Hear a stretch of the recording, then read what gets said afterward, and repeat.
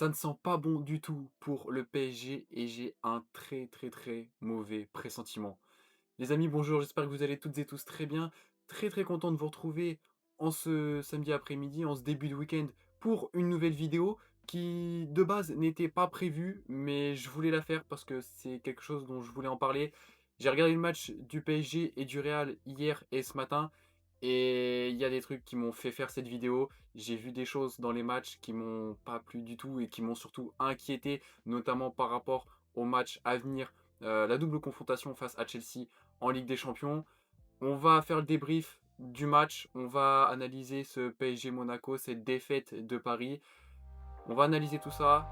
Posez-vous, c'est parti.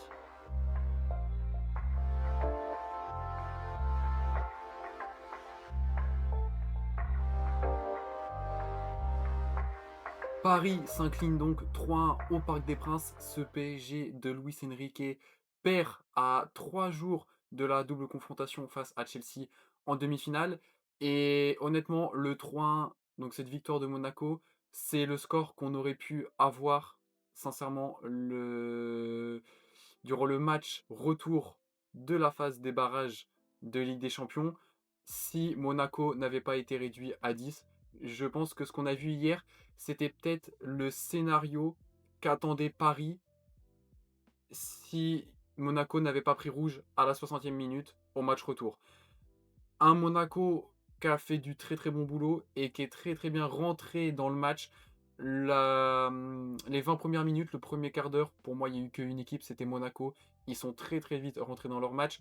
Quatrième minute, première grosse occasion non seulement de Monaco, mais c'est aussi la première grosse occasion du match sur ce centre où la tête de Monaco passe au-dessus du but. Mais déjà, ça a montré les intentions de jeu de Monaco qui sont pas venus pour rigoler et qui sont venus pour imposer leur style de jeu. Et même en début de match, on a vu un remake clairement dans le jeu du match retour qu'on avait débriefé aussi lors de l'analyse des matchs de retour ou aller, je sais plus, des barrages de Champions. Un pressing à la culotte, un pressing en un contre un quand le PSG est en possession de balle. Tous les joueurs de Paris sont pris et c'est que la 6e minute, un pressing d'entrée de jeu qui a été très bien réalisé. On voit Vitinha ici qui a absolument aucune solution de passe pour sortir du pressing.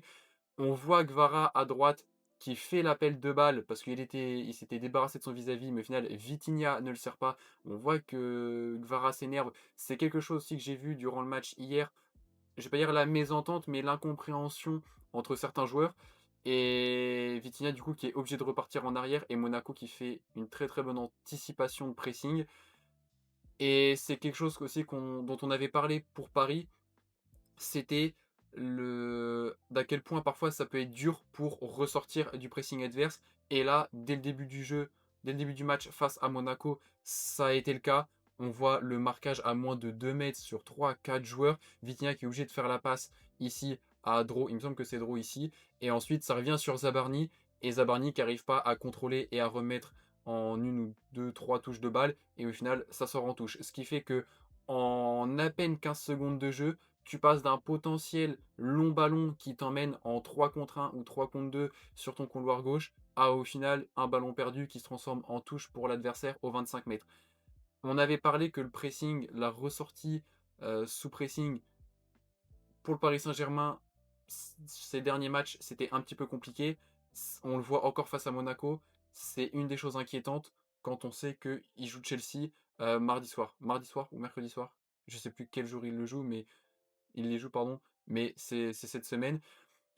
Paris aussi, dès le début du match, et ça, par contre, c'est un truc qui m'inquiète un peu plus que les autres choses dont on va parler, c'est que 6e minute, on voit des déchets techniques. Ça, dans ce PSG de Luis Enrique, c'est un truc que, même s'il y avait des choses inquiétantes durant ces derniers matchs et ces dernières semaines, c'est un truc qu'on ne s'attendait pas forcément à voir comme hier on a pu le voir, enfin, en tout cas comme j'ai pu le voir, c'est les déchets techniques, l'incompréhension technique que certains joueurs ont pu avoir. Ici, par exemple, Doué, une simple passe, s'est rendu à Monaco, incompréhension entre Doué et Zaïre Emery, s'est rendu à Monaco, et même quand le contre de Monaco, il est repris par Paris, ici par Vitinha, parce que la passe est mal donnée, Vitinha, au moment de contrôler, il s'en mêle les pinceaux, et au final, c'est repris par Monaco, qui ensuite part en 3 contre 3. On est à la 6e minute de jeu. Le 3 contre 3 de Monaco qui va pas au bout. Je pense que si en face, t'as Palmer, Neto, Joao Pedro, je pense que le score à la 7e minute de jeu, il peut être très différent d'un 0-0. Et ça, c'est un des problèmes qui ont fait que ouais, je m'inquiète encore plus pour Paris, pour cette confrontation face à Chelsea. C'est, on l'a vu aussi, une chose récurrente, ces petits déchets techniques, parce que c'était 6e minute de jeu, mais même 4 minutes après, là, Nuno Mendes, il fait une simple passe en retrait pour Zaïre Emery, qui oublie de contrôler le ballon, je pense, on peut dire ça comme ça, qui oublie de contrôler le ballon, et ensuite, ça part en contre pour Monaco, en 2 contre 2, 2 contre 3. Encore une fois, c'est pas allé au bout, mais ça montre bien le nombre d'occasions que Monaco a eu sur des pertes de balles, je vais pas dire bêtes, mais un peu absurdes de ce PSG-là. Je pense que si tu mets cette équipe de Monaco en contre, si tu la remplaces, tu mets Chelsea en face, moi, ça me fait peur. Honnêtement, ça, je pense que ça, le score peut être différent à la 10e minute de jeu. Et on avait parlé aussi, alors, de ces problèmes dans les précédentes vidéos. On avait parlé des petits problèmes au milieu de terrain. Il y a eu des problèmes aussi en attaque, je trouve. Barcola en neuf, ça, c'est bon. Pour moi, ça va marcher sur cette deuxième partie de saison. Si le PSG ne se fait pas éliminer par Chelsea, etc. Barcola en neuf, pour moi, c'est quelque chose qui peut marcher. C'est juste que là, Monaco, Pocognoli, je pense, l'avait bien cerné. Cette défense en 5-3-2 de Monaco quand ils n'ont pas le ballon. C'est vraiment le même match que le match retour des barrages pardon, de Champions, hein. C'est vraiment le même dispositif tactique. Monaco défend en 5-3-2 quand ils n'ont pas la balle. Et les trois centraux ici, c'est vraiment Barcola en neuf, on s'en occupe et on bouge pas de lui. Ce qui fait qu'il y a eu des espaces sur les côtés pour Doué et Gvara. Mais ici, il n'y a aucun joueur dans le demi-espace et il n'y en a aucun qui apporte une solution à Vitinha. Il remet à Hakimi et à la 10e minute de jeu, le Paris Saint-Germain qui s'en remet aux frappes de loin. Premier tir extérieur de surface, on est à la 10e minute de jeu. Ça, c'est quelque chose qui m'a assez choqué. 10e minute de jeu, tu montes ton incapacité à progresser dans le dernier tiers. C'est quelque chose qui est assez inquiétant, je trouve, pour Paris. Même s'il y a eu après des mauvaises choses, il y a quand même eu des bonnes choses. 20 minutes de jeu, comme je disais tout à l'heure, il y a 2 minutes. Paris est plus rentré dans son match à partir du quart d'heure de jeu, 20 minutes de jeu à peu près. On arrive à trouver quand même des combinaisons sur l'aile gauche avec Vara. Gvara, ça c'est aussi, je vais pas dire un problème, mais une petite interrogation que j'ai par rapport à cet effectif du Paris Saint-Germain, c'est que pour moi, il doit revenir à un meilleur niveau. Il n'est pas à son niveau du printemps 2025 où il explosait tout face à Liverpool, face à Aston Villa. Pour moi, Gvara doit revenir encore à un meilleur niveau. Mais après, il y a eu des choses qui ont marché. Nuno Mendes, Gvara, les permutations, enfin les 1-2, les changements de pour éliminer les vis-à-vis de Monaco sur le côté gauche, c'est passé. Il y a des fois, ça a marché. Gvara ici qui remet en une touche, justement dans le demi-espace, Nuno Mendes qui s'était infiltré et qui avait pris devant les milieux de Monaco, qui avait pris de court les milieux de Monaco, qui vient récupérer en une touche et en deuxième touche, qui vient frapper. Ça passe à côté. En même temps, il y avait un vis-à-vis et il y avait le gardien. C'était assez compliqué. Mais on parlait tout à l'heure de la première grosse occasion de Monaco, c'était la 4e minute de jeu. La première grosse occasion de Paris, c'est ça. On est le quart d'heure de jeu passé, on est à la 19e. C'est. Je pense que face à Chelsea, il vaudra mieux rentrer dans son match. Parce que si tu fais un début de match comme ça et que t'es pas attentif, t'es pas assez alarmiste sur des petites actions qui peuvent te mener à des contres dangereux, le score à la mi-temps du match aller entre Paris et Chelsea, ça peut être sévère pour nos Parisiens. Donc attention. Et même, j'ai vu que même sur des. Alors, je vais pas dire des relances cadeaux, parce que là, ça serait minimiser aussi le travail du Paris Saint-Germain et de Monaco. Mais sur sur des choses que. Sur des endroits. Des moments, pardon, où Monaco, je vais pas dire accepter, mais jouer la dangerosité de l'action. C'est-à-dire ici, jouer les longs ballons et aller chercher les duels aériens quand tu sais que t'as pas de choses, Zabarni, ou même que tu pourrais avoir Marquinhos aussi. Tu les perds quand même. Cette formation de Monaco qui pourtant, petite parenthèse, à la construction de jeu, aux relances, a fait pas mal de relances courtes. On voit un peu les deux centraux qui descendent au niveau de cône de Cohn pour former une ligne de 3 avec le gardien, les latéraux qui montent un petit peu avec la ligne des deux milieux, un peu à l'image de Com, de Fabregas. On n'a pas forcément analysé en fond et en détail cette équipe de Com, mais il joue comme ça aussi, où tu as les 2 centraux à la construction qui vont s'aligner avec le gardien, ce qui fait qu'à la relance, ça fait une ligne de 3-4 ici et ensuite ça part dans le jeu. Là, Monaco, c'est un peu pareil, et pourtant, on voit le gardien qui dit à ses centraux: non, non, descendez pas, montez, allez gagner les seconds ballons, allez être à la récupération. Et sur le second ballon, justement, enfin aérien, c'est Paris qui gagne le duel aérien sur cette même action, sur la relance de Monaco, et au final, le ballon sort, et tu perds l'avantage de ta possession de balle, alors que pourtant, tu avais gagné les duels les plus compliqués. C'est des duels perdus, là, pour le coup, ouais, un peu bêtement, et c'est des choses qu'il faudra faire attention, qu'il faudra être un peu plus alarmiste. J'ai trouvé cette équipe de Paris, il y a eu des bonnes choses, hein, je fais pas que la descente non plus, franchement, j'ai trouvé qu'il y a eu des bonnes choses, mais je pense que dans la collectivité de cet effectif, il faudra être un peu plus attentif aux actions et aux duels dans lesquels tu dois t'engager. Et attentif, c'est aussi le mot que j'écrirai pour qualifier ce que doit être Zaïre Emery dans les prochains matchs. Parce que c'est lui qui est fautif sur le premier but de Monaco, c'est lui qui a la perte de balle de Paris, alors que pourtant il avait fait un super travail de récupération ici. Il reprend la balle, mais encore une fois, aucune possibilité de passe pour lui côté parisien, parce que Monaco monte bien, parce que Monaco presse bien, et du coup il va s'engouffrer, il va revenir sur son pied droit, il va s'engouffrer dans la surface de réparation. On voit Barcola qui a deux doigts d'être pris par Fess, si Fess arrive à anticiper que le ballon arriverait sur Barcola. Gvara qui peut être pris directement. Alcliouche qui peut sortir sur Mendes s'il décide de faire une petite passe en retrait. Dro qui n'arrive pas à se démarquer assez pour s'exclure de son marquage. C'est quelque chose dont on avait parlé, qu'il n'y a pas forcément beaucoup de possibilités de passes, qu'il n'y a pas assez de création de sortie de pressing, on va dire. Et du coup, Zaïre Emery, donc, pour en revenir à ça, qui vient s'engouffrer dans la surface et qui, au point de penalty, vient perdre la balle. Et on a, comme je l'ai dit, Monaco qui est monté haut, qui a fait un bon pressing, qui se retrouve en supériorité numérique dans la surface. Et ensuite, il y a plus, enfin, il y a pour Akliouche plus qu'à pousser cette balle côté gauche du but de Safonov et venir ouvrir le score. C'est des erreurs, je vais pas dire d'inattention, mais peut-être de placement où pour Paris, il faudra faire attention dans les prochains matchs. Après, est-ce que on peut les blâmer? Oui, on peut les blâmer, mais moi j'ai envie de dire aussi que pour Paris, c'est compliqué en ce moment au milieu de terrain parce que, encore une fois, comme j'ai dit, il n'y a pas Ruiz, Neves n'était pas présent dans le match, et ça se ressent. Là, le milieu de terrain, on se ressent qu'il y a clairement une baisse. Zaïre Emery, je pense qu'il ne faut pas le faire jouer quand il y a Hakimi qui est titulaire sur son côté droit.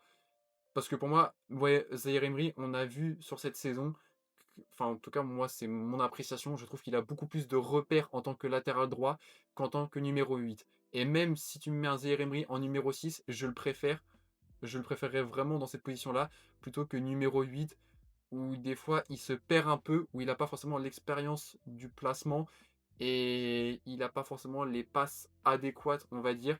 Je pense même que dans des matchs, je vais dire pas importants, mais de Ligue 1 ou quoi que ce soit, je préférais quand tu mettes Vitinha au repos, que tu fasses que tu fasses jouer Zaïre Emery en numéro 6 plutôt qu'en numéro 8, ou quand tu le fais jouer en numéro 8, tu as Hakimi, et ce qui fait qu'il n'est pas latéral droit. Et j'ai l'impression de voir un Griezmann à l'Euro 2024 avec Deschamps. C'est tu le fais jouer, ça le faisait jouer ailier droit, numéro 10, ailier gauche, faux 9. C'était un peu du bric-à-brac. Avec Zaire Emery, j'ai l'impression que c'est ce que fait actuellement un peu Luis Enrique. C'est du bric-à-brac qu'il essaye d'organiser pour voir dans quelle position il va être meilleur sur tel match. Malheureusement, Monaco, c'était le dernier match test avant Chelsea. Et je trouve qu'il a pas. Alors, quand je dis il, c'est pas Zaïre Emery, c'est le match de Paris. Il a pas été convaincant. Et je le trouve même plutôt inquiétant que convaincant. Parce que le match retour face à Monaco en barrage de Champions, c'était un peu. On voit ce que ça va être. Et les matchs de Ligue 1 avant les huitièmes, ça va être pour vraiment finaliser. Là, il y a rien de finalisé dans l'effectif et malheureusement, c'est pas convaincant, c'est plus inquiétant, encore à 3 jours de ces huitièmes de finale. On a vu aussi, à partir de l'heure de jeu, Dembélé qui rentre à la place de Kvara et Lee Kang-in qui rentre à la place de Dro. Je suis tombé sur Warren, je vais aussi tomber sur Dro parce que pour moi, il a pas fait un énorme match. Je trouve qu'il a pas été. Je l'ai vu par moments dans des actions de possession de Paris où je vais pas dire que les joueurs parisiens évitaient de lui faire la passe, mais il avait pas trop ses repères, il avait pas trop ses remarques. Ça se voyait que il n'était pas perdu, mais qu'il cherchait encore à bien se démarquer dans ce milieu de terrain parisien. Et à l'heure de jeu, ça allait mieux pour Paris. C'est pour ça que 10 minutes après, ils ont mis le but du 2-1. Dembélé et Kangin, quand tu vois qu'ils sont rentrés, le match allait mieux, clairement. Et je me dis que ça peut être un problème pour Paris aussi si tu as besoin impérativement de tes titulaires ou d'un super sub tel que Lee Kangin. Parce que si Dembélé, il n'y a rien de blessure, s'il fait une rechute mardi ou mercredi, ce que je lui souhaite bien évidemment absolument pas, comment tu vas organiser ton attaque? Comment tu vas organiser ton milieu aussi pour ce match face à Chelsea? Ça, c'est les interrogations que j'ai et on voit dans ce match-là, justement, le visage de Désiré Doué et le visage de Dro qui, à mon avis, se posent des questions sur, je vais pas dire la régularité, mais sur l'efficacité de cette organisation collective qui, à mon avis, face à Paris, va avoir du mal. Je parlais dans ma vidéo classement de Paris que je mettais au même niveau que le Barça en disant que pour moi actuellement il c'était impossible à différencier. Alors oui, la vidéo elle est sortie avant-hier, mais ça faisait déjà 5 jours que je la préparais. Je pense que avec ce que j'ai vu du Barça et avec ce que j'ai vu de Paris hier face à Monaco, alors le Barça pardon, joue ce soir face à Bilbao, mais avec ce que j'ai vu de ce Paris face à Monaco, je pense que je mets Paris cinquième et le Barça quatrième. Voilà pour Paris. Toute petite parenthèse aussi, je vais pas faire le débrief du match ou quoi que ce soit, je vais même pas, je pense, en parler parce que pour moi, il n'y a pas grand chose à dire sur le match du Celta contre le Real hier. Mais en parlant de position de ce classement que j'avais fait, je pense que le Real Madrid, je le sors de ce top 10 et je mets Chelsea à la place parce que le match du Real hier, il m'a pas du tout, j'ai pas du tout apprécié que ça soit dans la qualité tactique et technique, trop de pertes de balles, Vinicius qui est pas du tout au niveau, Rudiger qui plombe la défense. Si hier, allez voir le match, si hier ils ont pas un Chouameni et un Courtois des grands soirs, je pense que le Real en prend minimum 3. Et je pense que si je devais refaire mon classement aujourd'hui, ça serait Bayern, Arsenal, City, Barça, Paris cinquième et ensuite, en fin de classement, Chelsea 10 et Real Madrid 11. Voilà pour cette petite vidéo sur Paris, qui d'ailleurs est toujours premier de Ligue 1, mais avec un match d'avance, n'est que à 4 points d'avance sur Lens. Ce qui fait que si Lens, ce week-end, gagne face à Metz, Lens revient à 1 point. Et ça, c'est quelque chose dont je parlais déjà dans une précédente vidéo, il me semble. C'est que Paris, la saison dernière, il pouvait se concentrer sur le fait d'avoir le 11 titulaire pour les matchs de Ligue des Champions, parce qu'en championnat, ils avaient réussi à prendre de l'avance, ils s'étaient bien organisés. Là, malheureusement, le championnat, avec des matchs que tu perds, comme celui d'hier face à Monaco, t'as aucune avance et tu dois jouer sur tous les tableaux. Et ça, c'est un malus que ce PSG Luis Enrique n'avait pas la saison dernière. Donc, à voir comment ils vont se débrouiller. Mais si je devais faire mes pronos, je pense actuellement que Paris ne se qualifie pas en quart de finale face à Chelsea. Avec ce match face à Monaco, j'ai encore trop de doutes, trop d'inquiétudes. Il y a des choses qui sont bonnes, bien entendu, mais j'ai encore trop de doutes, trop d'inquiétudes quant à l'organisation de ce collectif, de cet effectif.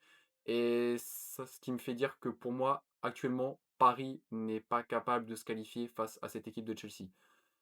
On verra ça mardi. On se retrouve de toute façon lundi pour la vidéo prono de ces huitièmes de finale de Ligue des Champions.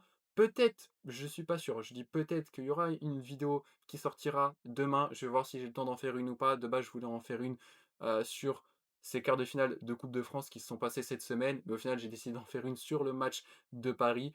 pour en parler, plus en détail. Sur ce, passez un bon week-end, prenez soin de vous et moi je vous dis à très vite.